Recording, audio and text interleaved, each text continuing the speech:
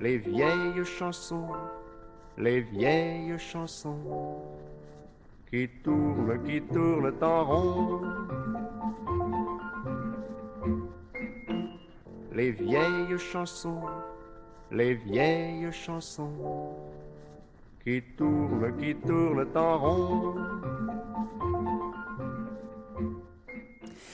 Ces vieilles chansons qui tournent en rond. Alors, bonjour à tous, chers auditeurs et auditrices de la plus belle et de la plus écoutée et de la plus grande radio communautaire qui sévit en Estrie. Et évidemment, je parle de la radio C'est Félix, que vous pouvez syntoniser sur la bande FM 95.5, une radio que vous pouvez aussi écouter en direct à partir de son site web au www.cflx.qc.ca, ou en plus de nous écouter en direct, vous pouvez aussi écouter là où et quand bon vous semble vos émissions préférées, c'est-à-dire toutes les émissions de CFLX grâce à la magnifique technologie des podcasts. Alors avec vous, au micro, en ce magnifique 1er juillet 2026, où la rue Wellington Nord est très animée, se prépare, se met dans ses plus beaux atours sur son 36 pour recevoir des foules dans le cadre du Festiblues qui va commencer, je pense, dès demain. Une journée très chaude qui va en faire suer quelques-uns qui vont déménager aujourd'hui, alors que, évidemment, le 1er juillet est la fameuse journée du déménagement au Québec. On va d'ailleurs en discuter avec notre invité, à savoir d'où ça vient, ça, une journée du déménagement. C'est une bonne idée? C'est une pas bonne idée? Enfin bref, on vous rappelle, chers auditeurs, auditrices, que peu importe si vous travaillez fort ou pas, il faut s'hydrater, alors que la température ressentie va aller là au-dessus des 40 degrés Celsius. On vous veut en forme, mais pour ça, ça prend de l'eau. Alors, vous m'aurez probablement reconnu, ou du moins, si c'est pas le cas, c'est pas très grave, je ne vous en voudrais pas. Étienne Alexis, directeur général de la Société nationale de l'Estrie et de droit collectif Québec, qui sont les deux organismes à but non lucratif qui produisent pour vous l'émission de chansons et de réflexion, une émission qui leur permet d'assumer leur rôle notamment d'éducation populaire, c'est-à-dire de discuter d'enjeux auxquels font face les citoyens, les citoyennes de Sherbrooke, les Estriens, les Estriennes, voire les Québécoises et les Québécois, sinon l'ensemble de la population mondiale. Pourquoi? Mais pour vous aider à réfléchir, pour voir en quoi, pour vous permettre de mieux comprendre finalement ce qui peut arriver dans toutes sortes de sujets. Et aujourd'hui, nous discuterons d'un enjeu de taille au Québec. Hein? On en parle évidemment beaucoup depuis quelques années, une fameuse crise du logement qui affecterait désormais l'ensemble des villes québécoises, ou du moins les très grandes villes, dont Sherbrooke. Du moins, c'est ce qu'on va on va en discuter avec un invité de marque, soit Monsieur Mario Mercier, qui est porte-parole de l'Association des locataires de l'Estrie, qui nous a fait l'honneur d'accepter notre humble invitation, alors que c'est quelque chose qui touche tout le monde, hein, que l'on soit propriétaire ou locataire. Le fait d'avoir un toit est un événement, est un élément fondamental du bien-être de toute personne. Malheureusement, il y a de plus en plus de gens qui ne sont pas en mesure d'avoir un toit au-dessus de leur tête, et c'est franchement une condition qui entraîne toutes sortes de problématique, voire même qui peut entraîner éventuellement la mort. Et c'est donc un enjeu de taille. Est-ce que ce serait le droit au logement un droit éventuellement constitutionnalisé? Il y a, d'intenses débats sur la question. Alors, c'est le genre de choses qu'on discutera aujourd'hui avec Monsieur Mercier. Mais tout de suite, avant de parler avec M. Mercier, on va aller en chanson avec, vous connaissez là, notre truc, là, on aime bien être thématique là, dans nos choix. Et ça a l'air de rien, mais il y a des chansons qui traitent de l'habitation ou du déménagement. La première est sortie du répertoire d'un des groupes fétiches de l'émission, et non, ce n'est pas les Locaux Locass, mais c'est plutôt les Cowboys Fringants avec leur chanson « Les maisons toutes pareilles ».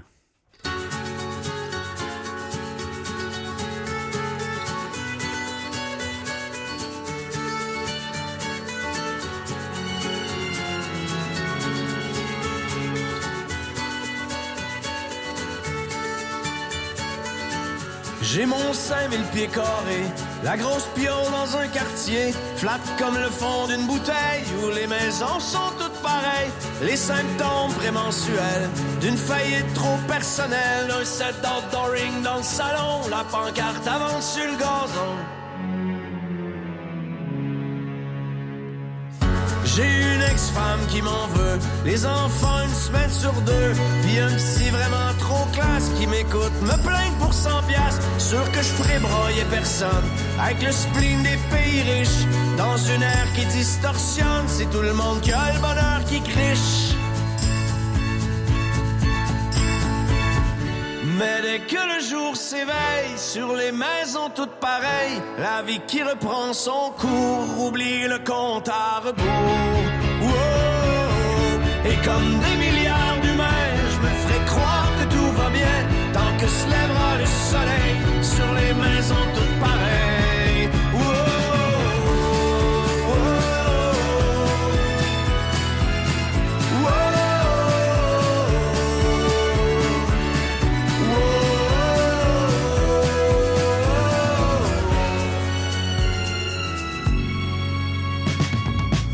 Comme plein de mes contemporains, je pratique le semblant de rien et je donne mon accord tacite au triomphe d'un monde qui s'effrite. Climat fucked up, écocide, c'est donc ben plate d'être lucide. Je préfère mettre la switch off en attendant la catastrophe. Mais que le jour s'éveille sur les maisons toutes pareilles, la vie qui reprend son cours, oublie le compte à rebours. Wow. Comme des milliards d'humains, je me ferai croire que tout va bien, tant que se lèvera le soleil sur les maisons toutes pareilles. Wow, wow, wow, wow.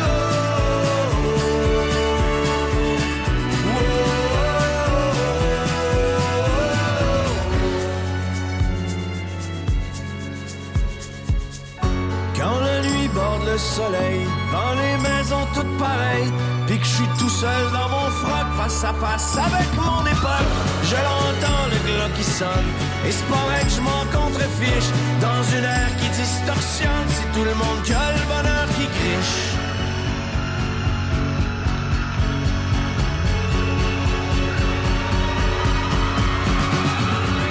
Mais dès que le jour s'éveille sur les maisons toutes pareilles, la vie qui reprend son cours, oublie le compte à rebours. Wow. Et comme des milliards d'humains, je me ferai croire que tout va bien, tant que se lèvera le soleil sur les maisons toutes pareilles.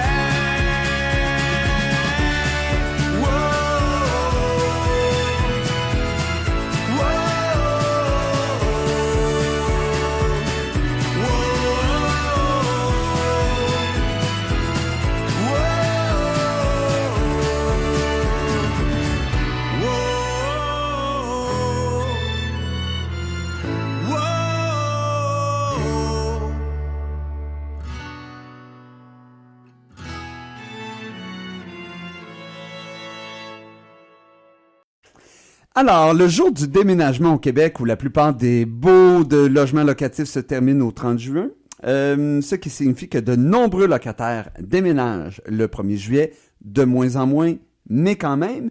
Cette tradition de déménager à date fixe remonte imaginez-vous, à la Nouvelle-France, en raison des coutumes juridiques françaises. En effet, là, on avait mis ça, entre autres, pour pas que les gens puissent être expulsés en plein hiver. Hein? Ça fait que, ce qui était pas illogique quand même. Là. Les lois en cette matière ont persisté jusqu'en 1973, et bien qu'il ne s'agit plus d'une obligation de faire des baux du 1er juillet au 30 juin, ça reste une pratique très répandue. Pour discuter de cette journée du déménagement, je l'ai dit en début d'émission, on a le bonheur d'accueillir M. Mario Mercier, qui est porte-parole de l'Association des locataires de Sherbrooke. M. Mercier est originaire de Gagnonville, et comme plusieurs, il est venu s'installer à Sherbrooke pour les études. Il a étudié au cégep de Sherbrooke, de même qu'à l'Université de Sherbrooke, où il a notamment étudié en droit, qui lui permet de se qualifier de juriste, bien qu'il n'utilise jamais le terme de maître, n'ayant pas fait son école. Ben, je veux dire, n'ayant pas... On l'a pas complété, l'école du barreau, c'est ça? J'ai complété l'école du barreau, je n'ai pas fait mon stage. Ah voilà, c'est le stage qui manquait. Et ne pratiquant pas le métier, ça coûte cher s'inscrire au barreau. Là. On s'entend. Il est porte-parole de l'association depuis 2023 et un organisme à but non lucratif dans lequel il a été aussi impliqué à titre de vice-président entre 2015 et 2014. Ben, d'abord, Monsieur Mercier, permettez-moi au nom de toute l'équipe de la Société nationale de droit collectif de CFLX, je dirais dire des équipes de ces organismes, de vous remercier chaleureusement pour avoir accepté notre invitation, alors qu'on trouvait important, de profiter de ce 1er juillet 2026 pour parler d'un enjeu fondamental, là, soit celui du logement ou de l'habitation de manière générale. Mais juste avant, là, ce qui est fun avec ces entrevues-là, là, c'est que c'est des entrevues de fond. Vous n'êtes pas obligé de résumer votre propos en 30 secondes. Alors, si vous voulez bien, là, on va dresser la table tranquillement, pas vite. Vous travaillez pour l'association des locataires. Depuis quand existe cette association? C'est quoi son rôle, sa mission? Puis, bref, comment qu'elle aide les locataires? On veut tout savoir, M. Mercier. L'organisme existe depuis 1979. Oh! OK. Ça fait 21 plus 26, ça fait bientôt 50 ans? Oui. C'est un organisme qui, à l'origine, s'appelait l'Association des locataires du nord de Sherbrooke. OK. À l'époque, ils voulaient créer un peu sur le modèle montréalais des associations de quartier un peu partout dans la ville. Et les visions, les premières visions ont été finalement en 82, c'est devenu l'Association des locataires de Sherbrooke. Là. D'accord. On est né dans la même période qu'est apparu beaucoup de coopératives dans Sherbrooke. Là. Oui. Le mouvement coopératif était en pleine effervescence. Oui, et l'association des locataires, on disait avant que tout le monde ait une coopérative, là, il reste le marché privé. Puis à l'époque, c'était beaucoup lié à la défense des droits, donc, et on a vu naître, entre autres, la Régie du logement. Dans la foulée. Oui, et dans le temps, on voyait ça comme une bonne chose. Aujourd'hui, on peut avoir des critiques très particulières par rapport au travail un peu médiocre et un peu... moi, je dis que le droit qu'on pratique à ce tribunal-là, c'est pas celui qu'on a appris à l'école. OK, on va en parler. On va en parler, mais oui, les choses ont le mérite d'être claires. Oui, mais à l'époque, c'est un peu comme disait La Fontaine, entre les faibles et les forts, la loi, la liberté opprime et la loi libère. Ça fait qu'on se réjouissait de la disparition. On l'espérait, là, on l'a vu revenir, mais de l'arbitraire en logement. Et du libre marché sans aucune contrainte. Oui. Puis on s'est vu à l'époque comme les gardes les chiens de garde de l'institution qui était la Régie du logement, qui est aujourd'hui le tribunal administratif du logement. Oui. Entre autres, au début, on devait contrôler le logement, puis ils nous proposaient des 10 % d'augmentation par année. Oh! Ben là, on est revenu à quelque chose qui ressemble à ça, mais à l'époque, nous, on a fait la campagne des pintes de lait. OK. 2 % de gras, 2 % d'augmentation, ça nous paraissait logique. Et Mais ça devait être difficile parce que si je me rappelle bien, dans le fond, tournant des années 80, choc pétrolier, crise tarifaire, les taux d'intérêt là étaient autour de 12, 13, 14 % pour acheter des maisons. C'était quelque chose là à ce moment-là. Là. Oui, je dis ça au niveau politique parce que parce que pour nous, le logement, c'est quelque chose de politique. Oui. On voyait les maisons toutes pareilles. Ouais. On parle beaucoup de la classe moyenne, des travailleurs dans cette situation-là. Ils sont touchés actuellement avec la crise du logement, mais si la classe moyenne est touchée, il faut penser que les groupes plus démunis le sont encore plus. Mm-hmm. Et la possibilité de se retrouver à la rue est dans la tête, dans l'imaginaire de tous les locataires. Même s'il existe une loi, il existe même actuellement un moratoire sur les rénovations, on peut utiliser les animaux, les dégâts d'eau, l'insalubrité pour tenter de pousser les gens à la rue. Et en gros, on parlait des déménagements, mais les locataires qui sont plus pauvres tentent de s'agripper au déménagement. Au début, là, on leur disait, si votre endroit est salubre, ne déménagez pas. Aujourd'hui, il n'y a plus besoin de faire ces slogans-là. Les gens savent très bien que déménager sans avoir un besoin, c'est dangereux. C'est dangereux pour leur santé, c'est dangereux pour leur portefeuille. Puis, par tous les moyens, ils s'agrippent à l'endroit où ils restent. Oui, ben je le vois. Hein. Moi-même, je suis propriétaire d'immeubles. Là. J'ai quelques portes, puis effectivement, le taux de roulement là, a chuté de manière importante. Les difficultés aussi de louer l'appartement. Hein. Auparavant, je pouvais faire plusieurs visites avant de finalement louer mes appartements.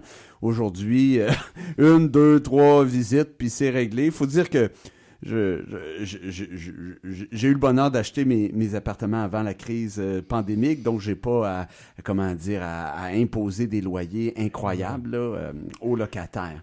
Donc bref, votre mission est d'abord et avant tout de soutenir ou de défendre les droits des locataires. Oui, c'est justement le droit, c'est que pour nous, il faut fixer droit au logement en opposition à privilège. Si tu peux plus, si la question financière prend une place tellement importante, ben le droit à rester dans un endroit deviendrait lié complètement au portefeuille. On pense aussi qu'on s'oppose droit au logement à marchandise. Dans le milieu, il y a tout un courant malheureusement majoritaire chez nos politiciens qui voient le logement comme une marchandise, comme un moyen de faire un profit et dans certains cas de faire un profit qui est abstrait à peu près toutes les règles.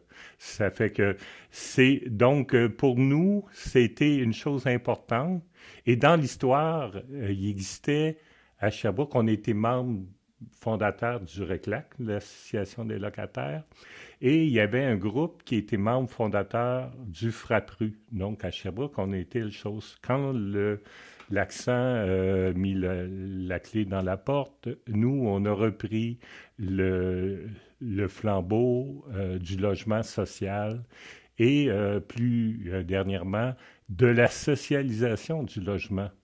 Il y a comme un concept, là, que le logement social il va se développer plus âprement, puis les problèmes vont se régler. Nous, on pense que si on veut régler le problème de la sécurité des femmes, il faut qu'il y ait un développement important d'un logement accessible financièrement puis dans la pratique, là. Très intéressant, très intéressant. Inquiétez-vous pas, vous avez à avoir l'occasion d'en parler. Puis effectivement, j'ai participé à un balado produit par Jean-François Hamel, je pense. Vachon. Jean-François Vachon, dans lequel j'expliquais qu'effectivement, dans le fond, moi j'ai commencé à investir en 2015 et il y a eu ce que j'appelle une financiarisation du logement. Ouais. C'est-à-dire que, dans le fond, les gens... pour de bonnes ou de mauvaises raisons, probablement de mauvaises, disent, ben moi, je veux faire autant de profit avec mes investissements immobiliers que j'en fais, par exemple, si je place l'argent à la bourse. Ouais. Et donc, puis sans parler là, du fait que les gens ont acheté à des prix de fou. Or, si tu achètes un prix de fou, ben tu es comme obligé d'augmenter tes loyers, mais là, c'est toi le responsable de cette histoire, c'est pas les locataires. Enfin bref, on ferme la parenthèse. Maintenant que les auditrices et les auditeurs ont une meilleure idée de l'importance de votre organisme, est-ce que vous pourriez nous en dire davantage sur cette fameuse journée du 1er juillet, là? Pourquoi beaucoup de Québécois et de Québécoises, je l'ai dit rapidement, mais j'aimerais que vous en parliez davantage. Pourquoi beaucoup déménagent à cette date? C'est quoi l'impact d'avoir une telle échéance annuelle pour les locataires? Bref, une journée officielle du déménagement, est-ce que c'est une bonne idée ou une fausse bonne idée? Moi, je pense que c'est une fausse bonne idée. Oui. Entre autres... j'ai fait le métier de déménageur. C'est ça ouais, ça coûte cher, les déménageurs, le 1er juillet. Oui, si regarde des belles factures, là, il y a combien de gens qui peuvent se payer 1500, 2000 pièces pour déménager leurs choses? Ouais. C'est sûr que si tu as un piano, moi, je pense que c'est mieux de faire venir des déménageurs que de retrouver à l'hôpital en morceaux. Puis avec ton meuble en bonne sécurité, mais en soi, les prix hors saison forte sont déjà suffisamment élevés pour avoir une industrie qui serait rentable. On n'aurait pas besoin de cette rareté. Parce que dans la période de déménagement, là, tout est loué, y compris les camions, les voitures, les remorques, les compagnies qui ont des camions le prêtent à leurs employés. C'est vraiment pour eux, c'est folie Noël, furieuse. C'est Noël. Là. C'est un peu comme les compagnies pétrolières qui haussent le prix de l'essence au début des vacances. Là. Oui. Ils en profitent. Là, mettons. Ou quand il y a une crise au Moyen-Orient, ils l'ont acheté à un prix, mais comme il y a une rareté, ils le vendent 2 fois ou 2 fois et demi, puis ça aide à la rentabilité. Donc, le phénomène de rareté des ressources nécessaires au déménagement, ça a un impact direct sur les locataires. Est-ce qu'il y a d'autres impacts que les gens vivent par rapport au fait d'avoir une journée officielle du déménagement, de guillemets? Oui, ben c'est que c'est utile dans certains cas, dans le sens qu'on cherche... au moment où les logements, les gens renouvellent leur baux, on cherche... ça synchronise les choses. Oui. Sauf que tu parlais du Code civil. Avant le Code civil, c'était la coutume de Paris. C'était le Code civil. Puis ça a déjà été le mois de mai. Le 1er mai, qui était la date fatidique, après, justement, l'hiver. Et c'est une réalité qui est un peu la nôtre. Moi, je pense qu'il y aurait moyen de trouver des solutions à cette date fatidique. Mais... je ne l'ai pas trouvé en temps.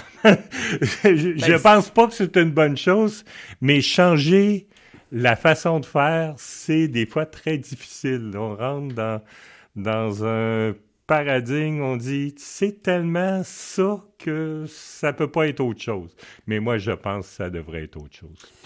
Quelle belle mise en bouche, M. Mercier. Merci beaucoup pour ces quelques réponses. Maintenant, on va aller en chanson.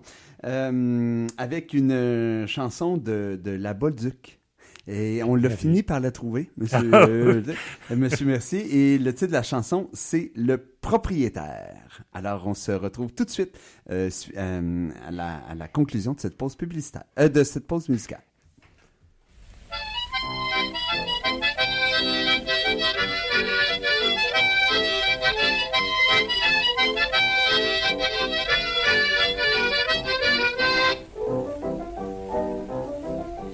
J'avais un propriétaire, ça c'était une brocomère. Il venait écornifler pas de la maison à la journée. Quand il voyait quelqu'un rentrer, il venait sentir dans l'escalier. Si je balayais ma galerie, c'était pas long qu'il était sorti.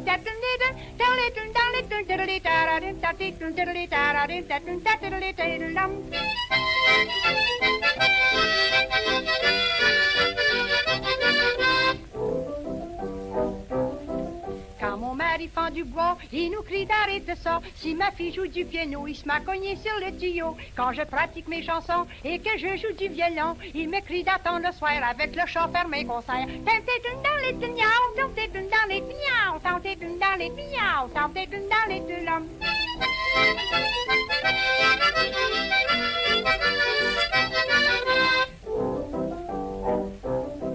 Quand le boulanger vient sonner, lui et sa femme vient regarder si ça lui prend ben du temps pour délivrer un petit bain blanc. Quand je fais venir d'un liqueur, ça les traîne ben de pas savoir si c'est de la bière ou du porteur ou ben du vin des guettes noires. Tentez une dans les tunderli, tentez une dans les tulum, tentez une dans les tunderli, tentez une dans les tulum.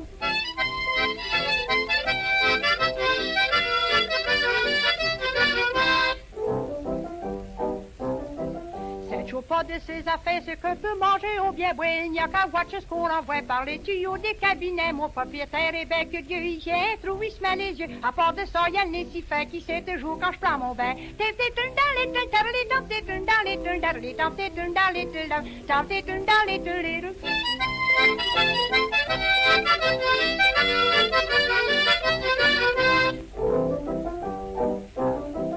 D'un propriétaire comme ça, je vous dis que ça m'énerve pas. Je m'en vais le faire assez souffrir qu'il va être obligé de partir. Je vous dis qu'au bout d'un an, il va avoir les cheveux blancs. Je vais le faire arracher tellement qu'il va falloir qu'il se tape le camp. Tentez une dans les tentez une dans les tentez une dans les tentez une dans les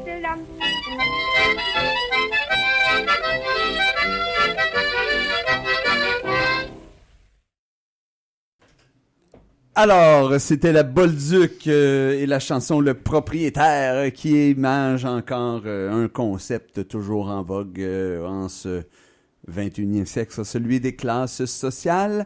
Je vous rappelle que vous êtes à l'écoute de l'émission de chansons et de réflexions où on a le bonheur de recevoir en ce mercredi 1er juillet 2026 Monsieur Mario Mercier, porte-parole de l'Association des locataires de Sherbrooke. Monsieur Mercier, comment décririez-vous le statut actuel du logement locatif à Sherbrooke et en Estrie? Ou, dit autrement, est-ce qu'on y connaît dans la région, une crise aussi importante que celle dont on entend parler dans les autres villes telles que Montréal?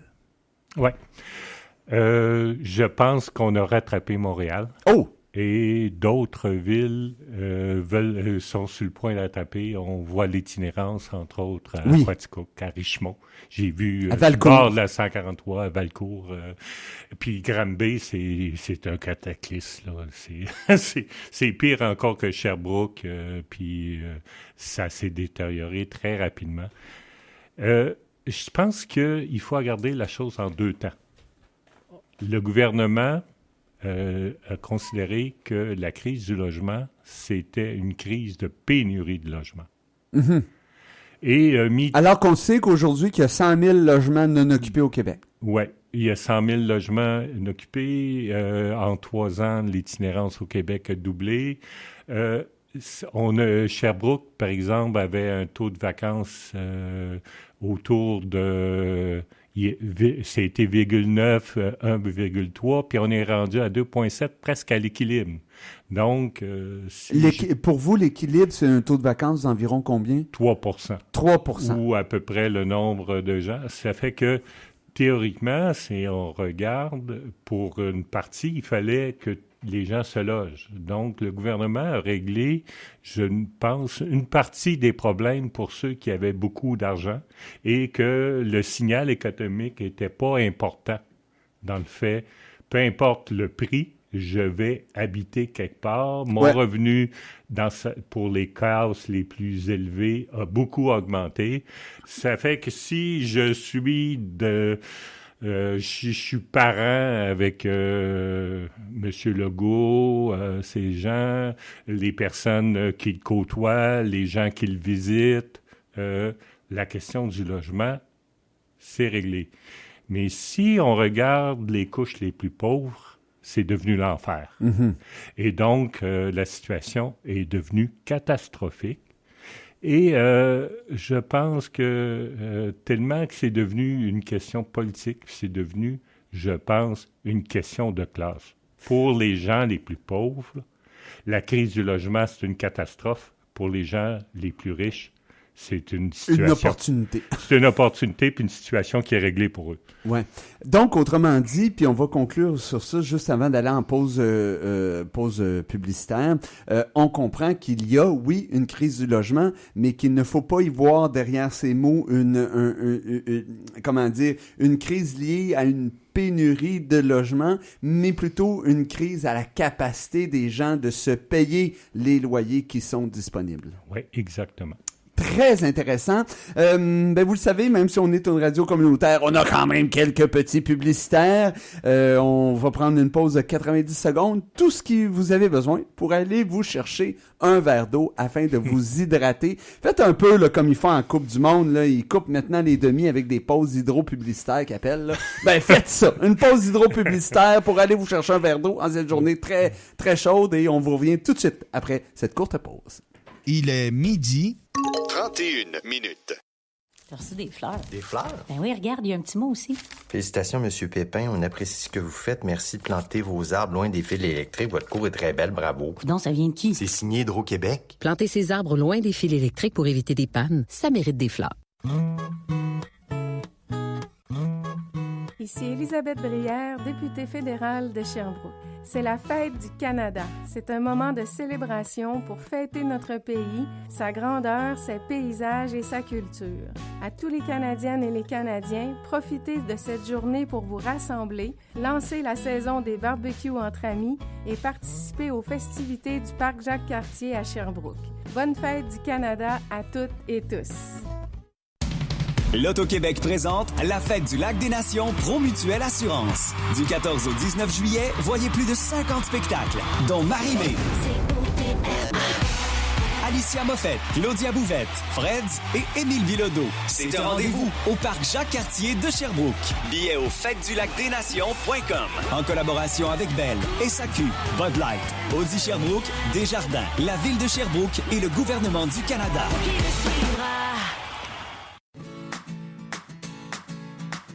Pas si pire pantoute. CFLX 95.5 FM. Ça, c'est la partie. Bonjour, de retour. Vous nous avez entendu discuter, là, normalement. Vous avez eu droit à comme un bloopers là, de notre émission.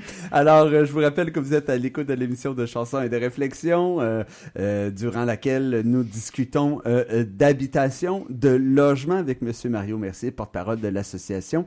Monsieur Mercier, au cours des dernières années, là, on parlait de ça juste à la pause, là, de nombreux projets de loi ont été adoptés par l'Assemblée nationale afin de réformer, entre guillemets, le régime de l'habitation, de la location résidentielle au Québec, dont notamment le projet de loi 31 intitulé « Loi modifiant diverses dispositions législatives en matière d'habitation ». Est-ce que vous accepteriez de nous expliquer quels ont été les principaux changements apportés par cette loi et leur impact sur les locataires? OK. Rapidement, la loi 31, ce qu'on a appelé, c'était la cession de bail, qui était la proposition la plus connue. Oui. Donc, rendre plus compliqué la cession de bail. Oui. C'est que la cession de bail va disparaître dans les faits. Pour les locataires, c'est qu'on fait les démarches pour faire une cession de bail. Si on refuse, on a le droit de refuser sans motif, mais ça met fin au bail. Donc, la cession de bail a plus ou moins disparu de son essence officielle de céder ton bail à quelqu'un, est devenue une façon de mettre fin à son bail quand on déménage, puis quand on est pris à la gorge, puis on ne veut pas se retrouver avec deux loyers. Aussi, la loi 31, c'était une loi fourre-tout. Ça devait être la dernière loi qui permette, là, entre autres, ôter les référendums des municipalités. Mon Dieu, ça n'avait rien à voir, là. On est loin de l'habitation, là. C'est que si on veut construire, puis la démocratie nous agace, on passe à côté. Dans le sens qu'il y a urgence de construire, puis on peut construire, on donne aux municipalités le fait que la population, si elle critique trop, là, c'est urgent. C'est urgent de construire. Il y a aussi le mandat de représentation. On a comme fait notre deuil du fait que les avocats pouvaient faire du droit au logement. On permet à quelqu'un de plus instruit, contre rémunération ou n'importe quoi, de pouvoir représenter quelqu'un au tribunal administratif du logement. Ce qui n'est plus possible? Ce qui est d'autant plus possible. Avant, c'était... Il n'y avait que les avocats. OK. Il n'y avait que les avocats. Ou la personne elle-même. Ou si elle était gravement malade, des problèmes d'éducation, autre chose, elle pouvait, sur preuve de son médecin, pouvoir être représentée à titre gratuit.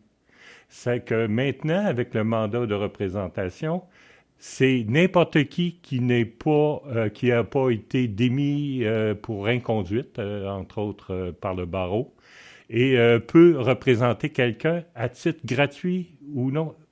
Puis la loi dit toute personne. Donc l'association pourrait le faire. L'association, je l'ai personnellement fait dans un cas d'éviction illégale. Fait que c'est ouvert parce que le gouvernement a fait son deuil. Il n'y avait plus personne comme avocat qui représentait, entre autres, les locataires, un peu plus les propriétaires, parce que personne n'avait la capacité. Puis l'aide juridique, ça couvrait pas, puis on pouvait être représenté que dans certains cas. Si tu es en demande puis tu demandais des sous, plus qu'un certain montant, tout ça, c'était plus le droit au maintien dans les lieux qui était couvert par le panier de services. Fait que c'était relativement restreint.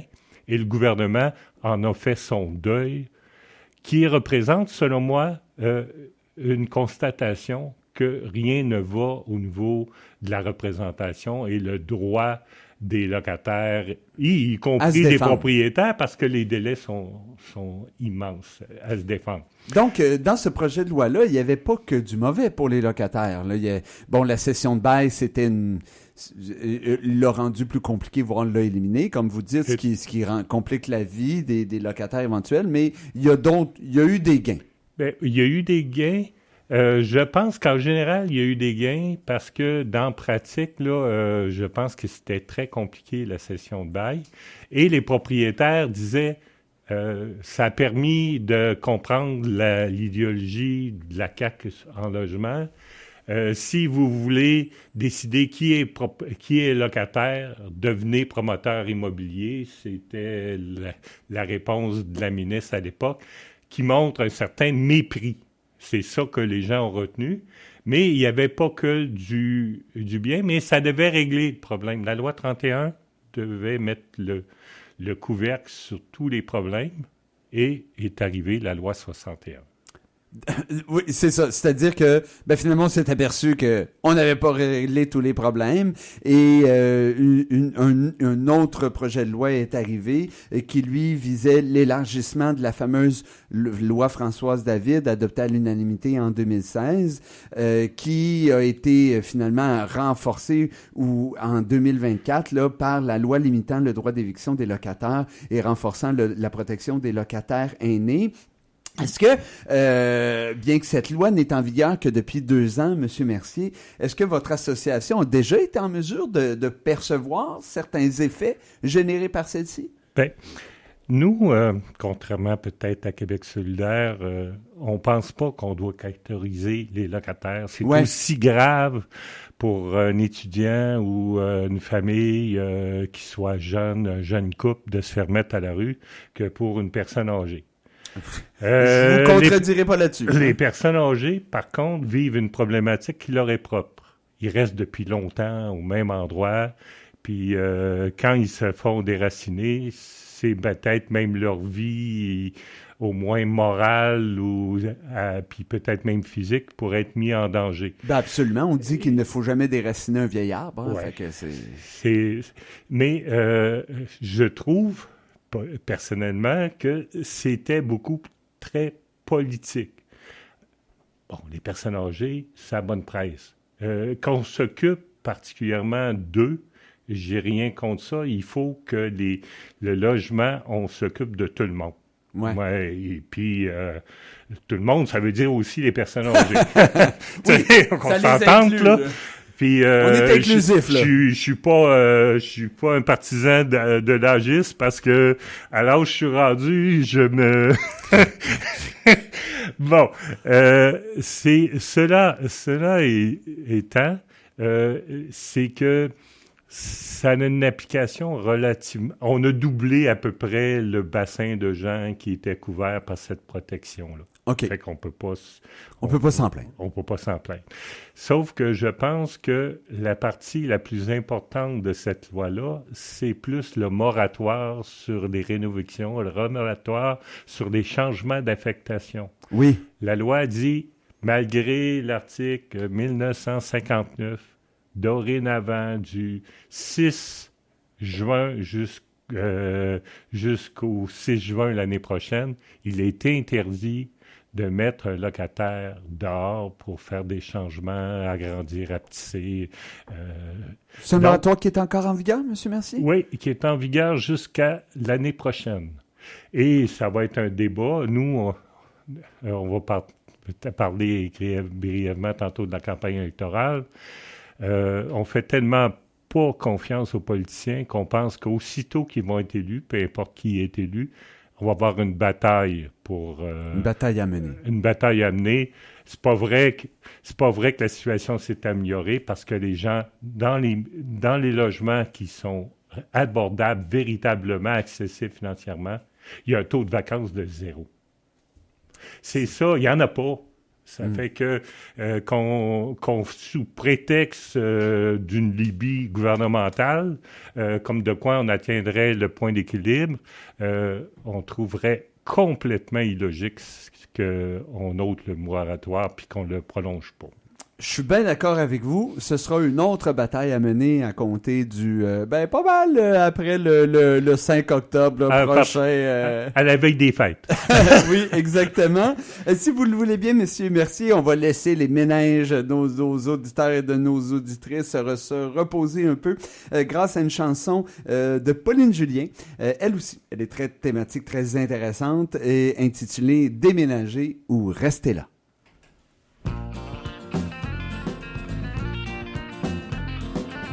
Le plafond me tombe en mille miettes sur les épaules et sur la tête. Le concierge m'a dit, moi y voir, m'allait le dire au propriétaire. Fait trop longtemps que je me fie sur ça. Je sais pas si je vais déménager ou rester là.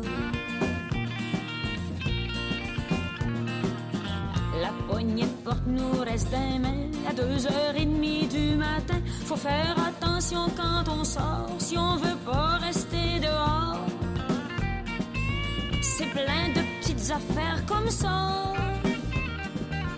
Je sais pas si je vais déménager ou rester là. Le varatane s'est détaché, on a trop mis d'ammoniac. Ça sert à rien de laver le plancher, la poussière reste prise dans les cracks. J'ai de l'air malpropre à cause de ça. Je sais pas si je vais déménager ou rester là. C'est bien trop grand, un 8,5 depuis qu'il y a des enfants de partie. Quand on a des pièces à rien faire, on vient qu'on se sent étrangère. Puis il y a toute l'huile qu'on brûle pour ça. Je sais pas si je vais déménager ou rester là. Le stéréo de la gang d'en haut est toujours ouvert au coton. Plus il est tard, plus c'est écho, s'enterre ma télévision. Plus ça joue fort, plus ils aiment ça. Je sais pas si je vais déménager ou rester là. Ils ont démoli de lourds bords de la rue pour faire un bloc appartement. C'était plein d'arbres, il en reste plus, sont morts étouffés dans le ciment. Sa bouche l'a vu à part de sang. Je sais pas si je vais déménager ou rester là. Le voisin faisait des colères quand mes deux chats, à l'occasion, creusaient des trous dans son parterre. Il leur donnait des coups de bâton. Ils prennent plus l'air à cause de ça. Je sais pas si je vais déménager ou rester là. Mais on a 3 grands lavabos et des chats si grands comme la porte. Moi, on est voisins du métro. Ça va bien quand il faut qu'on sorte. Mais on paye pas pour la taxe d'eau, seulement l'hydro puis le téléphone. Mais le chauffage fait pas défaut, tous les calorifères fonctionnent. Mais on a beaucoup trop d'affaires pour s'en aller dans un cochon. Mais l'été, j'aime ça, prendre l'air, tranquille, tout seul sur mon balcon. Peut-être qu'ailleurs, j'aimerais moins ça. Je sais pas si je vais déménager ou rester là.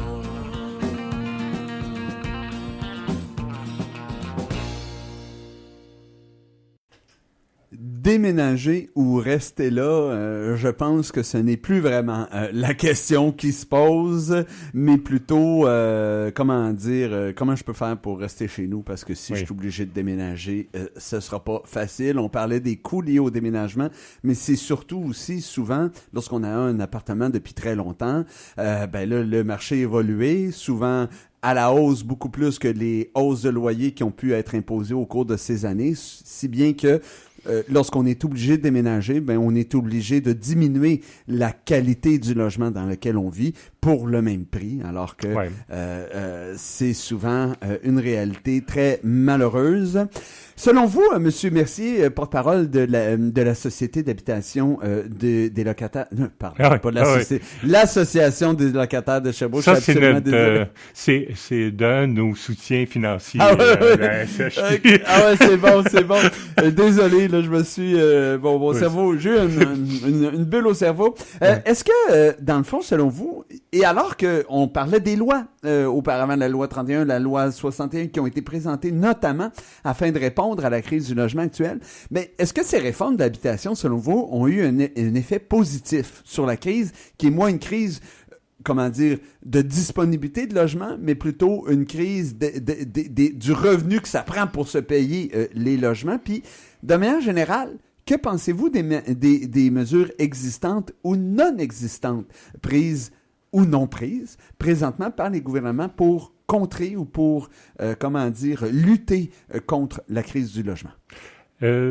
Moi, je pense que c'est important, la loi, mais ça passe à côté de ça. Je pense que la principale solution, c'est le logement social. De bâtir des logements sociaux. Oui, et puis le terme vraiment de logement social, on parle de hors marché, on parle de logement intermédiaire qui serait plus cher que le logement. Puis finalement, il y a comme une espèce langage, d'évolution du langage qui est négatif. En réalité, on essaye de noyer le poisson et de plus dire ce qui est la vérité. Le gouvernement n'intervient pas pour aider la crise du logement, ne veut pas investir, et donc il se tourne vers tout le monde autour. Ce serait bien que les banques prennent la place du gouvernement. Ça veut dire que les banques, ils vont demander un rendement. Et que si dans votre groupe là, de logement par une association HLM ou il y a une petite partie de logement hyper cher, les banques vont trouver ça intéressant de financer. Puis là, tu te retrouves avec des logements, si le logement moyen est à 1000, Si on ajoute un 50 %, ben un 3 pièces, ça va être 1500 dans ces endroits-là. Ça va être 2000 bientôt, puis 2500 par après. Plus cher que le marché. Ça fait que ces situations-là créent un contexte où les gens plus pauvres ne peuvent pas. Le mot « abordable », c'est quelque chose qui devrait être ôté du vocabulaire. Mm-hmm. Ce qui est abordable pour quelqu'un qui vit en chambre, puis ce qui est abordable pour un médecin, c'est pas la même chose. D'où l'utilisation du terme logement social. Oui, puis on veut noyer complètement. On arrête, je sais que les coopératives parlaient de logement communautaire, social et communautaire. C'est correct. Eux avaient des petites divergences sur le montant qu'on devrait, mais entre autres, on a eu aussi, je pense, ce qui était maintenant aboli. On voulait obliger les coopératives à prendre n'importe qui sur une liste. Et c'est pas n'importe qui peut aller dans une coopérative. Là. Tu prends un engagement, tu deviens bénévole, tu fais les réparations, tu t'occupes du jardin, tu t'occupes de la cour, tu fais de la plomberie. Donc, autrement dit, parce que je voulais justement vous relancer là-dessus, M. Mercier, bien sûr, les gouvernements, on peut penser... c'est évident qu'ils doivent investir davantage dans la construction de logements sociaux. Bon, au Québec et au Canada, on a une structure politique qui rend souvent compliquer les choses, alors que le logement relève de Québec, mais l'argent est à Ottawa, puis là, l'argent dit à Québec, ben si tu veux mon argent, je suis obligé de mettre des conditions. Ce que Québec dit avec raison, ben non, parce que c'est de mon pouvoir, mais bref, il y a comme une complication au niveau du système politique, mais à quelque part, ça, c'est les gouvernements, mais est-ce que la création ou l'expansion de coopératives pourrait aussi contribuer à diminuer l'ampleur de la crise? Oui. Ce que nous, on considère comme logement social, c'est là où il y a une démocratie des locataires. Dans le cas d'une coopérative, tu as ton mot à dire parce que tu es sociétaire. Donc, tu participes à la gestion. Si tu es dans un OSBL, comme l'équerre ou handicapable ou choses, tu as un comité, tu as une assemblée générale et tu as ton mot à dire. Si tu es dans un HLM ou ce qu'on appelle les offices d'habitation, parce que le programme HLM en tant que tel est disparu, tu as un comité de représentants, donc les locataires ont une démocratie participative. Nous, c'est ça qu'on met sur pied. On pense personnellement à l'association des locataires et aussi au FRAPRU dans lequel on est membre, qu'on devrait doubler le nombre de logements où les locataires ont un droit, ont un mot à dire, où la participation de la société est encouragée, pour qu'un jour, on puisse faire un peu comme, par exemple, à Vienne, où on va avoir un développement bien intégré, où même les riches vont rester en logement social. C'est qu'on change la façon dont on parle, nous, de socialisation, tout comme on a nationalisé l'électricité pour s'assurer que tout le monde ait de l'électricité à un coût raisonnable, on devrait faire la même chose avec les parties importantes du parc immobilier. Vraiment très, très intéressant. 12h53, ça n'a pas d'allure. Lorsqu'on est en bonne compagnie, M. Mercier, le temps passe toujours trop rapidement. On ne pourra pas tout aborder les sujets qu'on avait prévu de le faire, mais j'y vais quand même. Quels sont, en quelques minutes, là, quels sont les principaux enjeux pour lesquels les locataires vous contactent à l'association? Est-ce que c'est parce qu'ils vivent des problématiques de hausse de loyer, de rénoviction, d'insalubrité? Tu sais, pourquoi les gens vous appellent et font appel à vos services? Je regarde en général même quand les locataires ont un problème relativement mineur, des fois, il y a des problèmes mineurs qui peuvent venir gros, ils ont besoin d'être rassurés puis d'être accompagnés. Ils ont tout le temps peur de se faire mettre à la porte. Ouais. Là, c'est donc, constat. à quelque part, ils ont peur aussi d'être revendicateurs auprès de faire valoir leurs droits. C'est ce qu'on doit lire entre les lignes? En certains cas, effectivement, parce que en réalité, moi, je dis, dans la pratique, les locataires, ils préféreraient, dans 99,9999, n'avoir jamais de problème avec leur propriétaire.